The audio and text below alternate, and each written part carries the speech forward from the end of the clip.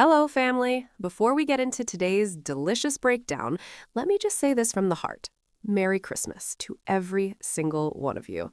Whether you're watching with hot tea, cold receipts, or just enjoying the peace away from nonsense, thank you for being here. Thank you for supporting the channel. And thank you. Now, let's talk about charity, shall we? Not the performative kind, not the look at me cutting a ribbon kind.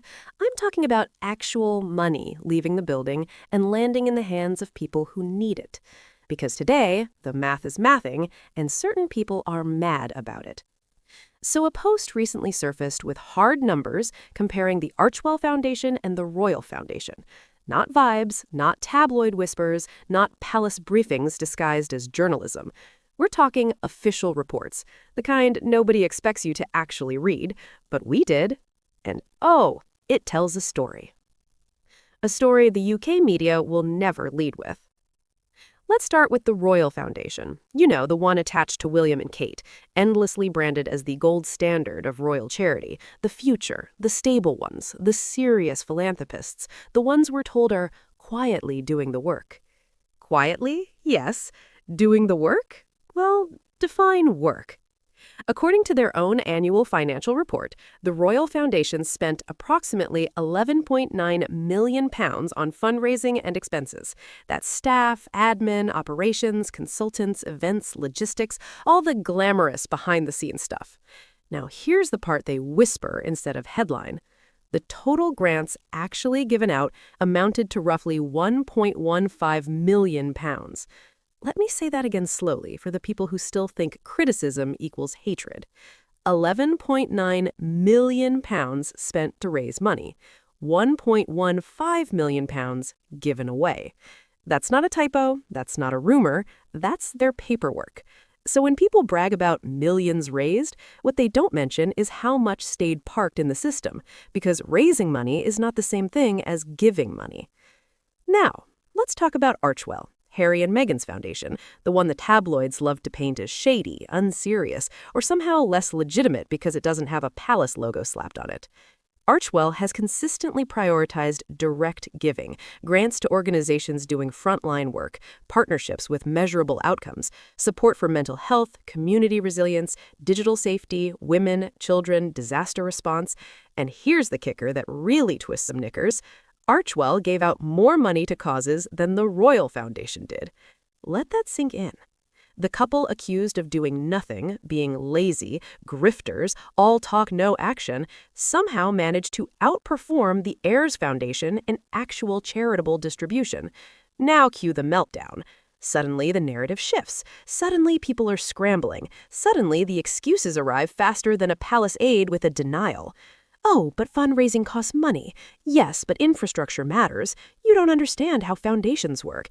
Oh, sweetheart, we do. That's the problem. Because when fundraising and overhead dwarf your actual grants by nearly 10 times, that's not philanthropy. That's a very expensive admin machine with a charity aesthetic. And before anyone starts yelling about included donations, yes, the £1.15 million includes donations made by Harry and Meghan themselves to causes like Sentabale and Wellchild, which means the Sussexes are literally contributing to the Royal Foundation's charitable output while also being told they don't support the family. You cannot make this up. And my favorite part, my absolute favorite, is the fan commentary meltdown. Because some people were bragging that William and Kate distributed millions more than Harry and Meghan using older figures. When asked for updated numbers, the response was, well, 2025 isn't over yet, duh. Oh, so the numbers only count when they flatter your fave, but when the math turns uncomfortable, suddenly time becomes theoretical. Interesting how that works. Here's the thing. Charity is not about optics. It's not about gala dinners, staged photos, or looking solemn next to a branded backdrop. It's about impact. And this is where Harry and Meghan fundamentally break the royal mold and why they are so threatening to the institution. They don't do charity as theater. They don't need endless committees to approve compassion. They don't confuse pageantry with progress. They partner, they fund, they amplify, they move on. No trumpet, no balcony, no self-congratulations disguised as service. And that makes certain people very uncomfortable because it exposes how much of royal work is actually about maintenance of image, not outcomes. The UK media hates this comparison because it strips away the mythology. It forces a conversation about efficiency, accountability, and results. Questions like, how much actually reaches the cause? How much is swallowed by administration? Who benefits the most, the charity or the brand? And notice how these questions are rarely asked of William and Kate, but constantly hurled at Harry and Meghan, because scrutiny is only welcome when it punches down. What we're seeing here is not a failure of charity, it's a failure of narrative control. Because when the numbers come out, they don't care who's popular, they don't care who has the crown. They just sit there, being accurate. And accuracy is dangerous. So when you hear people say, Harry and Meghan don't do enough, understand what they really mean. They don't do it the way we're used to. They don't perform it for us. They don't ask permission. And that's exactly why their impact speaks louder than palace press releases. And let's be very clear about something else, because this part always gets conveniently ignored. Efficiency is not a dirty word in charity. In fact, it's the whole point. When people donate, they assume their money is going to feed someone, shelter someone, educate someone, or support someone in crisis, not endlessly circulate through boardrooms, consultants, and strategy meetings that somehow require first-class travel and five-star venues. Archwell's model cuts through that nonsense. Less fluff, more function. Less ceremony, more substance. And that alone exposes how bloated and outdated the traditional royal charity model really is. What really rattles people isn't that Harry and Meghan give, it's that they do it without asking for applause. No endless photo ops, no press releases every 5 minutes reminding us they're hard at work. Just results.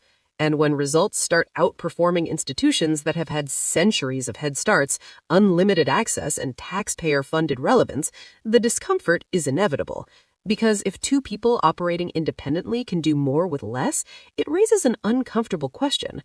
What exactly have everyone else been doing all this time? Now, before we wrap up, I want to circle back to you, my viewers, because none of this works without you. You are the ones who read. You are the ones who question. You are the ones who refuse to swallow narratives without evidence. And especially today, during the holidays, I want to say this clearly. Thank you. Truly. Thank you for supporting the channel. Thank you for sharing, commenting, subscribing, and building this community. Thank you for choosing facts over frenzy. I hope this Christmas brings you peace, joy, good food, good rest, and a break from nonsense, royal or otherwise. And if anyone tries to ruin your holiday with bad takes and worse math, just smile, because you've got the receipts. As always, don't forget to like, subscribe, and share, because truth deserves an algorithm boost too. And I'll see you in the next one, where we'll keep doing what we do best, following the money and ignoring the noise. Merry Christmas, family!